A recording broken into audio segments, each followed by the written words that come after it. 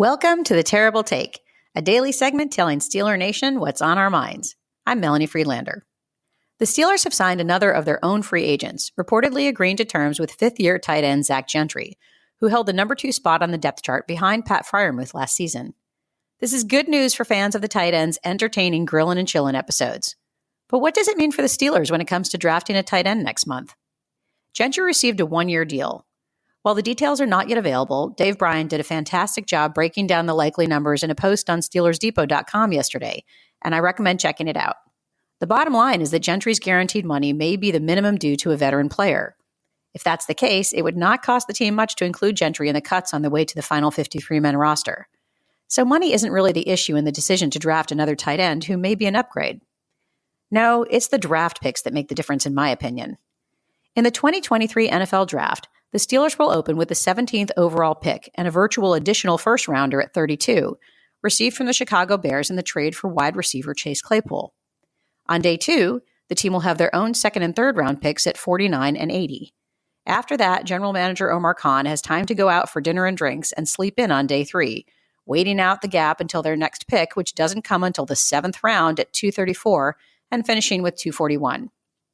The team has no 5th or 6th round picks, given to the Seahawks for cornerback Akella Witherspoon in 2021 and the Broncos' Malik Reed in 2022. The additional 7th round pick the Steelers hold came as part of the deal with Denver for Reed.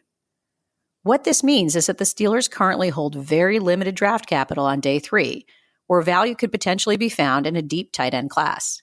It's unlikely that the team will spend one of their top picks on a tight end.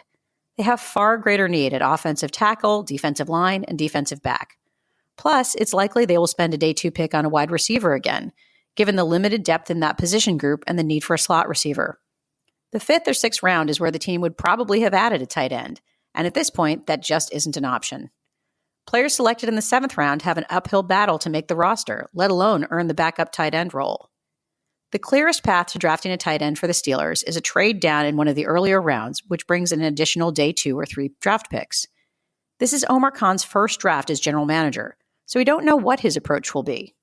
With the current roster needs, it's a good bet that he won't spend his early picks on a tight end unless the player the Steelers really loved was available in the 2nd or 3rd round, and I just don't see that happening. Bringing Zach Gentry back on a 1-year deal takes the pressure off the need to add a tight end. Unless the Steelers gain additional draft picks, they won't be drafting a tight end before the 7th round. That's my take. You can follow me on Twitter @GirlSurgeon. Check out The Terrible Take every day at 5 p.m. Eastern Time. Follow us on SteelersDepot.com and check out The Terrible Podcast with Dave Bryan and Alex Kozora every Monday, Wednesday, and Friday.